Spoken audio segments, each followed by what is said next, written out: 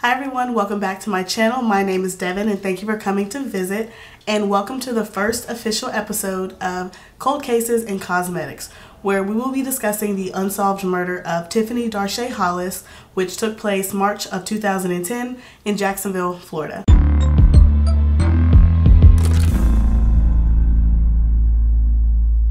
I would also like to extend a little bit of a trigger warning for this case, as we will be discussing the murder of a minor, and I understand that can be a very upsetting topic for people, so I just wanted to extend that to you before we get any further. So with that being said, let's get started, and if you're ever curious about what I'm using on my face, it will be listed in the description box below. So Tiphne Darshay Hollis was born on December 28th, 1993 in Jacksonville, Florida, to parents Shanda and Timothy Hollis. Tiphne was the oldest of their three daughters, and Tiphne was described as sweet, loving, and a peaceful young woman who was quiet, friendly, and she loved fashion. She has also been described as having a deep love of children as well. So again, Tiphne was also described as someone who would never cause trouble, and she would also never be affiliated with anybody who caused trouble. Tiphne's mother has even said, quote, "She was everything a mother would want in a child. Everyone loved her." So by all accounts, Tiphne was a lovely young woman who had goals and aspirations for herself, as a beautiful young black woman should. At the time of the crime, Tiphne was a sophomore in high school, attending the local Duval County Public School Edward H. White High School, and she was working at a local daycare / after school program called Little French's Christian Learning Academy. Honestly, it sounds adorable, and I think this goes back to why people say she loved children, because she was volunteering her time to take care of the little ones, you know, at Little Frenchies. That sounds so cute, honestly. So though it is said that Tiphne had a deep love of children, her family actually said she had aspirations to go to college and become a realtor. So overall, we have Tiphne, a beautiful, bright young woman with a great head on her shoulders and dreams in her mind. So during Tiphne's sophomore year of high school, we come upon the day of the crime. So on March 20th, 2010, Tiphne was planning a shopping trip with 4 other young women that she knew, and upon asking her mother if she could go out, her mother agreed. So that day, Tiphne and her mother told each other that they loved each other, and Tiphne left with those other 4 young women. So the shopping trip consisted of Tiphne and 4 other unspecified young women. So the identities of these young women have been withheld. One, because not only would it compromise their safety if we knew who they were, but it would also compromise the investigation if somebody were to find out who they were. So after finishing their shopping trip around 9 p.m., the driver of the car decided she wanted to go see a friend who lived in the Mixon Town Community Center, which is just south of McCoy Creek, if you're familiar with the Jacksonville area. However, the driver of the car was not initially sure of where to find this friend's house, and they got lost while looking for it. So it actually is my speculation that they were in this area kind of circling around looking for this house for a little while before the driver finally called the friend and got specific directions on how to get to the house. So after the driver finally called the friend, she figured out where the house was, and they began driving in the direction of that house. So while driving, they pull up to the intersection of Calvin and Belford Street. And while sitting at a stop sign, the women begin to hear shots being fired at their vehicle. So as you can imagine, everybody in the car starts to panic, and the driver of the car actually flipped the car in reverse and began trying to drive out of there in reverse to flee the scene. But when she threw the car into reverse, she actually hit another parked car on the street. So now that they had hit this car, they were no longer able to flee to safety, and shots just kept firing. It is actually unknown how many shots were fired or how many times the car was struck has not been released, but Tiphne, who was sitting in the back seat, was shot during this whole event, and she ended up collapsing on the lap of a fellow passenger, where reportedly the last thing she said was, "Oh God." I couldn't imagine being in a car with anybody I knew and going through this and then having them just collapse over in my lap. That must have been so scary and traumatizing for everybody in that car. I couldn't imagine. So after the shots were no longer firing, the driver of the car attempted to run out of the car and go find help, while another passenger in the car called the police. And those who remained in the car just kind of held Tiphne, begged her to breathe, begged her to stay with them. But it has been reported by them that she was silent and she did not say anything when they begged her to breathe.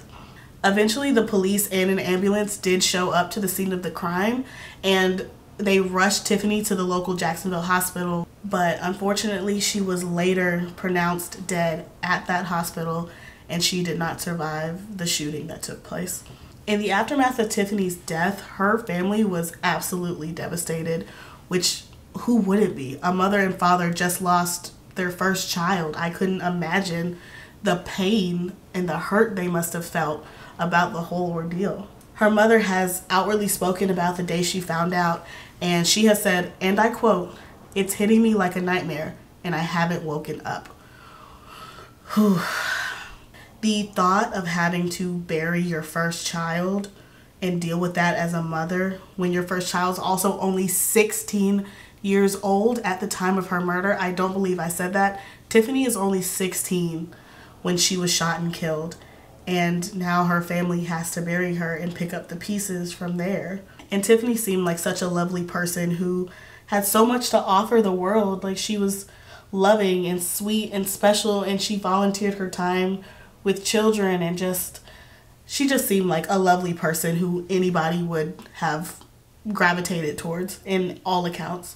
Tiphne's funeral services were held on March 27, 2010 at 11 a.m. at the All People International Church, and she was later buried at the Riverside Memorial Park. When Tiphne was first killed, her mother would actually go back to the neighborhood where she was killed, and she would walk that intersection on the 20th of every single month. And later she was joined by family and friends and just local supporters who really wanted to support her and find new leads for this case. And honestly, it seems like a beautiful thing to watch a community come together behind a family who just lost a child. But unfortunately, seemingly as the family had riled together and everybody was going to support each other through this really rough time, tragedy struck the family again. On April 11th, 2014, which is 4 years after Tiphne's murder, and there have been no leads, no arrests, no anything, her father, Timothy Hollis, actually took his own life at only the age of 41. And it was said that Tiphne's death took a major, major toll on him, and he couldn't live in a world without his sweet daughter. And he was later buried at Riverside Memorial Park near Tiphne. And it's just so incredibly sad because not only do you have to deal with the pain of burying your first child and how hard that is, but he died never knowing what actually happened to his daughter and never knowing who did it. That's a sad, sad thought, man. When I was doing research for the case, that was the piece that really, really broke my heart. So on March 20th of 2017, mind you, it's been 7 years since Tiphne's murder, and they still do not have any leads, any suspects, and no arrest has been made. Tiphne's mother continued her search for answers and justice by hosting a march through the neighborhood where Tiphne was killed, and she was joined by almost 40 people who prayed, chanted, and paid respects to this beautiful young woman who lost her life far too soon. The walks have become somewhat of a staple to the Jacksonville area, and the whole point of them is to spread awareness for crime and encourage local parents to protect their children, as well as raise awareness for gun violence issues in Jacksonville, Florida. The fight for justice is far from over. The case has run cold, but Tiphne's mother has said she has no intentions of letting go of the effort to solve her daughter's murder, no matter how long it takes. And I quote, "I will never forget. I will always miss my daughter. I just want the boys who did this to be held accountable." She has also said that she believes somebody out there knows exactly who killed her daughter and exactly what happened. And she holds on to the hope that one day she too will know what happened to Tiphne. But she has not heard anything about the case in several years. So despite the walks and fundraisers through the neighborhood where Tiphne was shot and killed, No one has come forward with any information on the shooter or shooters that carried out this act, and the case has remained unsolved for the last 12 years. Tiffany's mother wants people to remember the goodness that was in Tiffany, and friends and family have continued to fight for justice to make sure that Tiffany is never forgotten. The family actually created the Tiphne Darshay Hollis Foundation in 2013. They've established a Christian learning center in Tiffany's name, and they host annual fashion shows, toy drives, and organize monthly walks, all in the hopes of spreading awareness on Tiffany's case to hopefully one day not only find justice for Tiffany, but protect local youth in the area. Tiffany's mother, Shanda, has made it her mission to completely stop gun violence in the city of Jacksonville. And if you're curious about the foundation or the academy, I'll be sure to leave links to them in the description box below. But I do want to read you a quick quote from Tiffany's mother, which is on their website. It reads, "I am Shanda Whitaker Ward, the founder of the Tiphne Darshay Hollis Foundation. The foundation was founded in 2013 to honor my daughter, Tiffany, an innocent victim of a drive-by shooting in Jacksonville, Florida. Tiffany's murder or murderers have never been charged. The foundation's mission is to create programs and initiatives that aim to redirect youth in the community away from a career in crime. The foundation believes education is a tool that can stop the acts of senseless violence that affect our neighborhoods. I believe we can stop youth violence before it starts. Studies have shown that education is a tool that can stop the acts of senseless violence. The Tiphne Darshay Hollis Foundation has launched numerous services focusing on combating youth violence in our community in the past 10 years, including the Justice for Tiffany Initiative, the Tiphne Darshay Hollis Christian Academy, the Tiphne Darshay Hollis After School Programs, and the Tiphne Darshay Hollis Outreach Services." End quote. Overall, Tiffany's family has made great strides to ensure that her memory is never forgotten, and that her memory will have a lasting impact on the city of Jacksonville. And to me, there's nothing more beautiful than taking a tragedy and turning it into a beautiful cause and allowing yourself to use your voice and your knowledge and your pain to hopefully help somebody else in the future.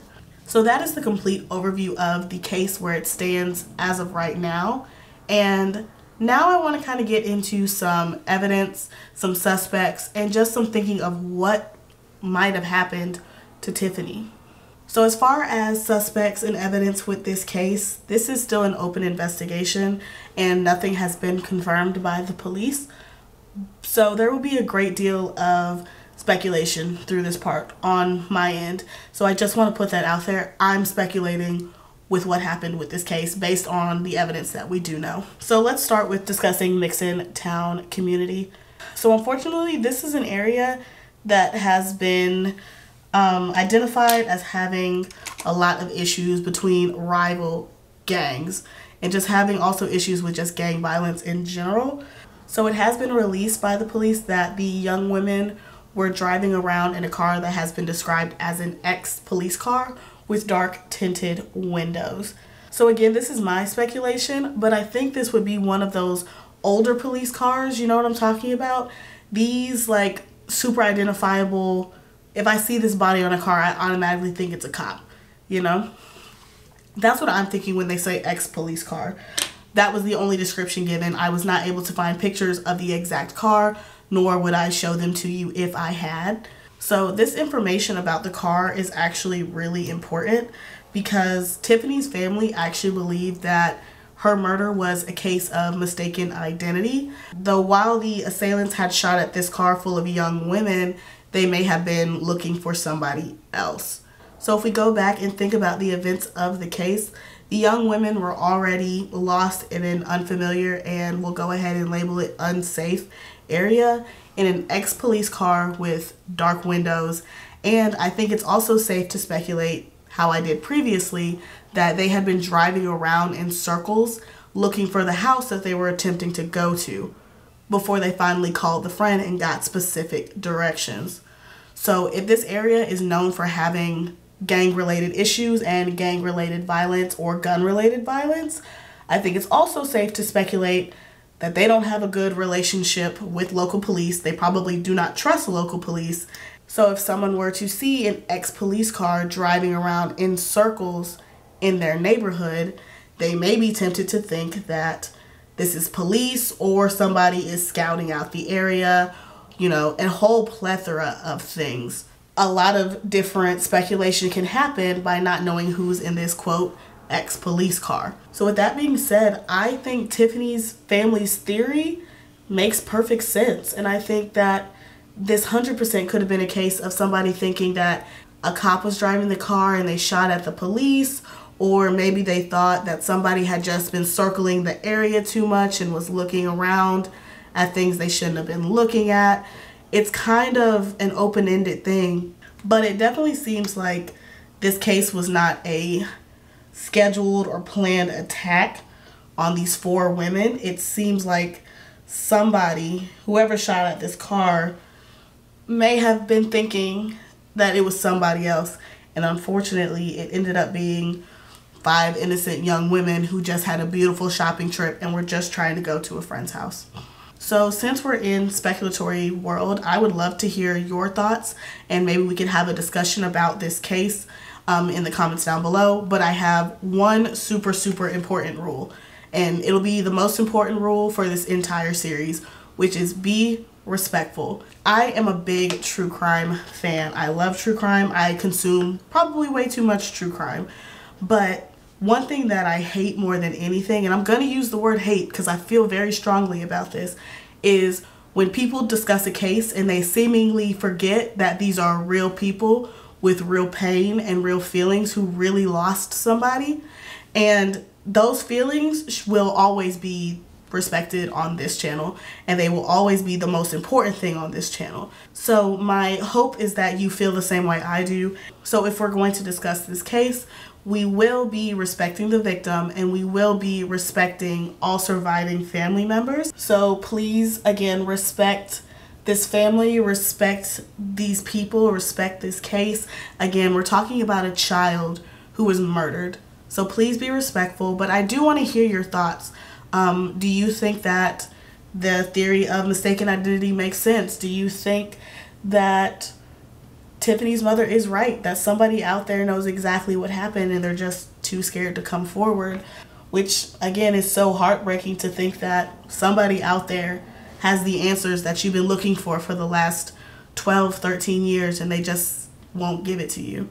Tiphne Darshay Hollis is remembered by most as an angel who got her wings far too soon. Tiffany was described by her mother as a beautiful, quiet, friendly girl who loved fashion and children. She is survived by her beautiful family, who will never rest until justice for Tiffany is found. If you have any information on Tiffany's unsolved murder, no matter how small you think it is, please call the Jacksonville Sheriff's Office at 904-630-2172. Or to remain anonymous, please call Crime Stoppers at 866-854-TIPS or 866-854-8477. So that concludes the first episode of Cold Cases and Cosmetics, everyone. I hope you guys enjoyed this video. I hope you think I told the story as respectful and honest as I knew how. And I hope that if Tiffany's family sees this video, that my thoughts and prayers go out to you. I hope that one day you find the closure and the freedom that you so need by knowing what happened to your daughter.